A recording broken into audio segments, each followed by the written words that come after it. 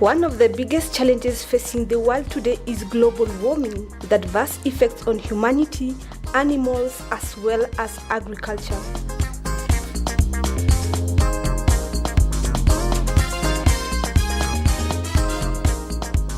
Forest degradation in most parts of the developing world have not made the situation better either. Instead, logging activities, growing population have become today's world order.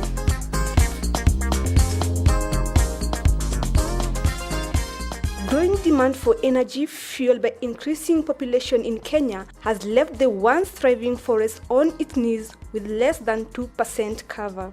Here, charcoal being the principal source of energy for most urban residents with a dependency of about 82%, necessity has literally become the mother of all inventions. One such invention is the charcoal briquette.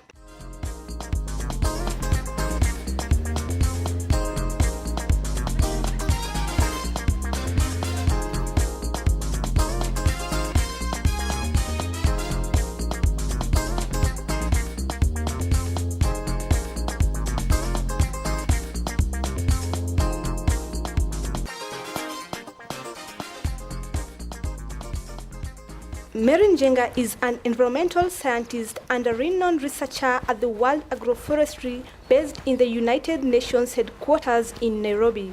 Charcoal briquette is a type of cooking fuel that is made from carbonized organic byproducts which are bound together with a sticking material like charcoal dust, and you use a binder such as soil and mix this together with water, and then you take the slurry and densify it or compact it with the bare hands or manual presses or electronic presses, and they are used for cooking just like the way you use charcoal or firewood.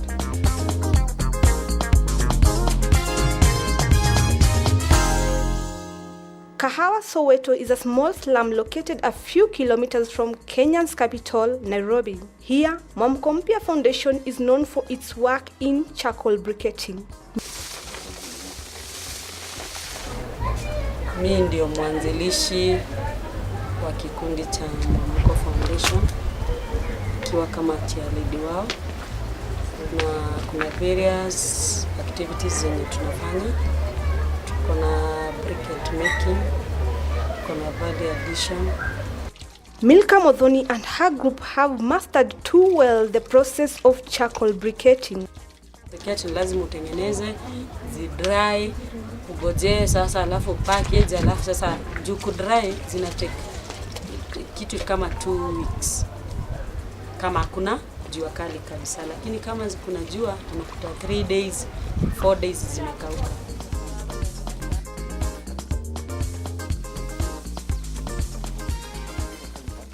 Out of a lot of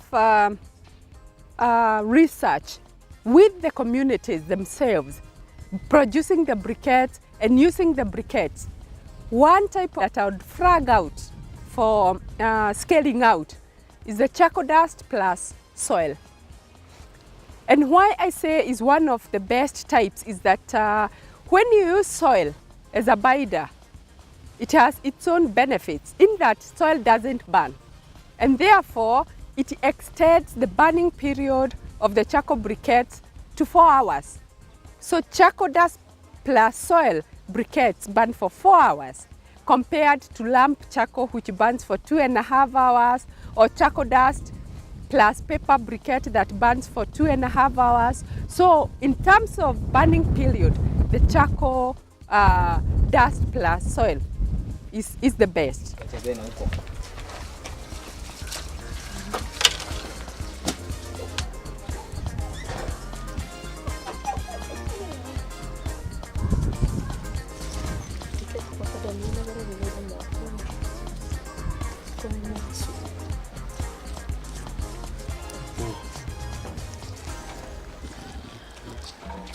When you go to different regions in the world or in the country, for example, the raw material that you use is so much linked to the agricultural activities.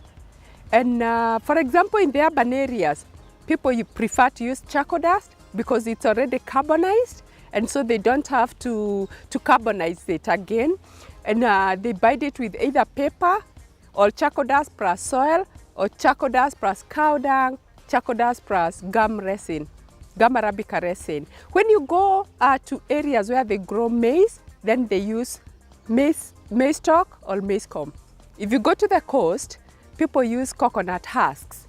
If you go to the rice growing areas, people use rice husks. So it really depends on what organic material is available to the community. If you go to other farming areas, you'll find that people just pick the crop residues that are left, like bean husks.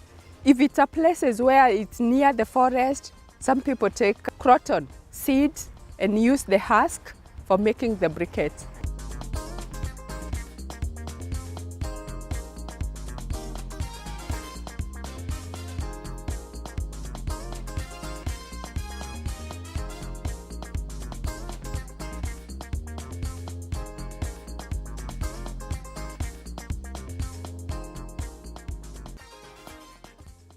Briquette innovation started as a desperate measure to address a series of problems, including environmental degradation, health risks, as well as providing efficient cooking energy. When you look at the risks, health risks emanating from household indoor air pollution, then you find that if you use this type of briquette, the charcoal dust plus soil briquette, it reduces the emissions by far. It reduces, for example, carbon monoxide by 3 times, and it reduces particulate matter 9 times. And you find that in Africa, there has been a lot of deaths reported, mainly affecting women and little kids. When women are cooking, they are exposed to all this particulate matter coming from the biomass cooking fuel, and there are a lot of deaths coming out of respiratory system infection. And therefore, briquettes, the charcoal plus soil briquette, contribute significantly to reducing this kind of risk.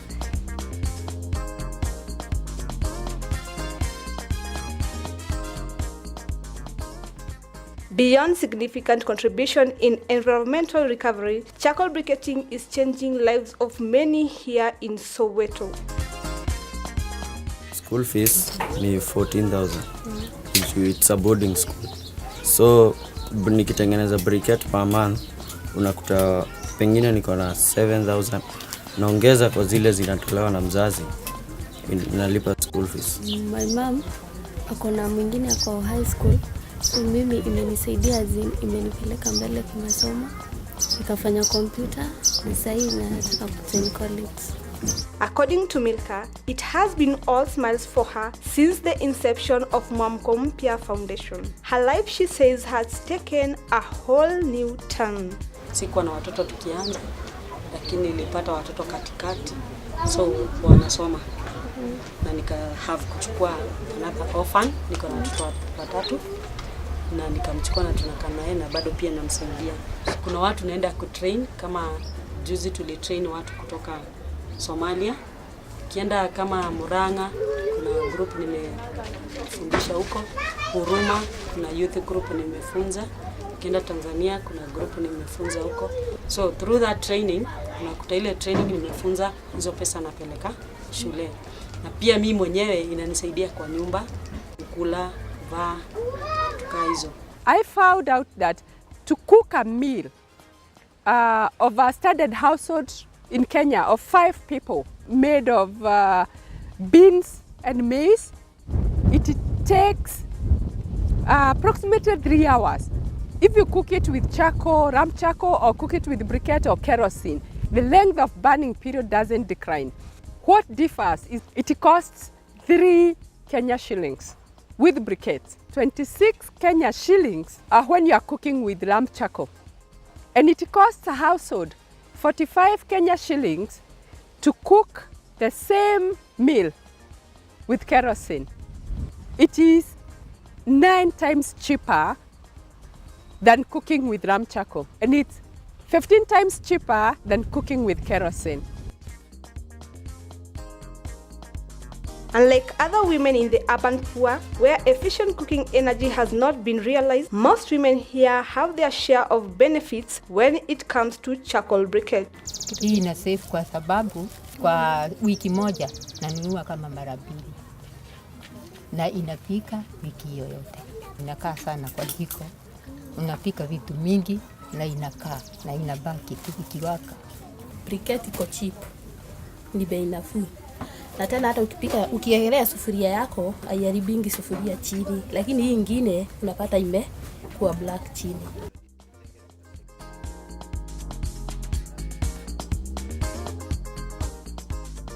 Charcoal briquette, although offers alternative cooking energy, they also pose a threat to the existing cooking energies such as paraffin. In the last few years, lamp charcoal and kerosene costs have gone up.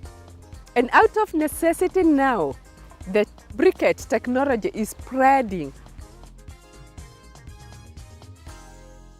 Despite the many benefits that come with production of charcoal briquettes, a number of challenges follows as well.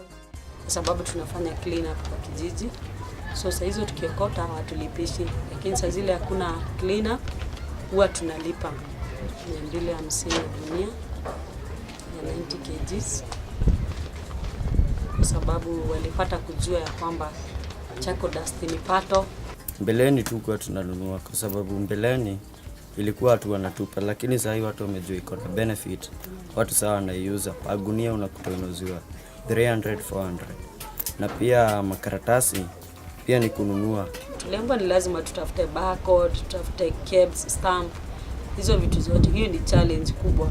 Sababu kama sisi wenye tuko hapa chini hatuwezi afford hiyo mambo ya KEBS, lakini unakuta kama zile order tuko nazo kama Kenya hii barracks au wanajeshi wako Kahawa alitupea order, wanataka 100 sacks per month, lakini wanataka ikiwa na stamp ya KEBS na hatuna, so hiyo tulilose. Supermarket the same, wanataka stamp ikiwe so that kile kitu wanauza ikiwe genuine, so inakuwa ni challenge kubwa kwetu.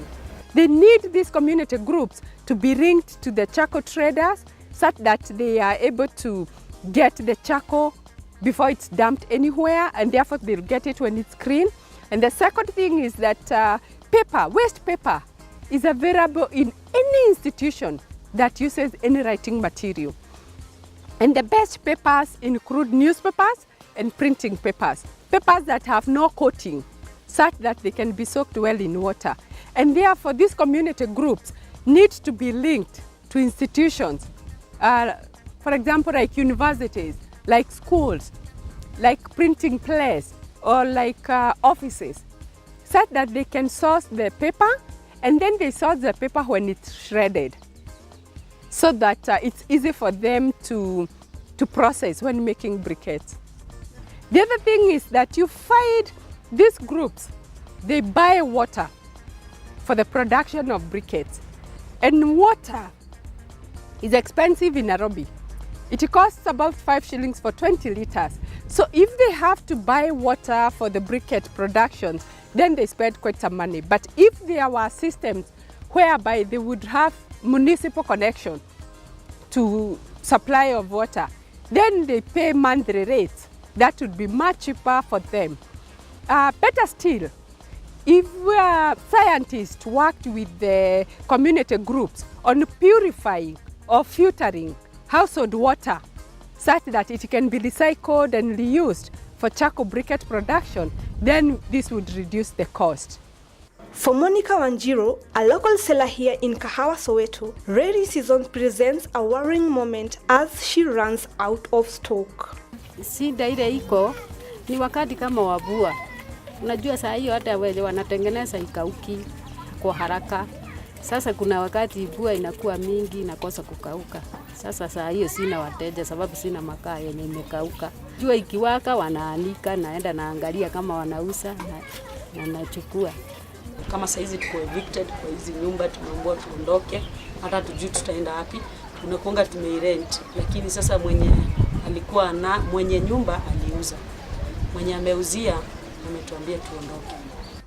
They really would be willing and they want to produce the charcoal briquettes in large quantities.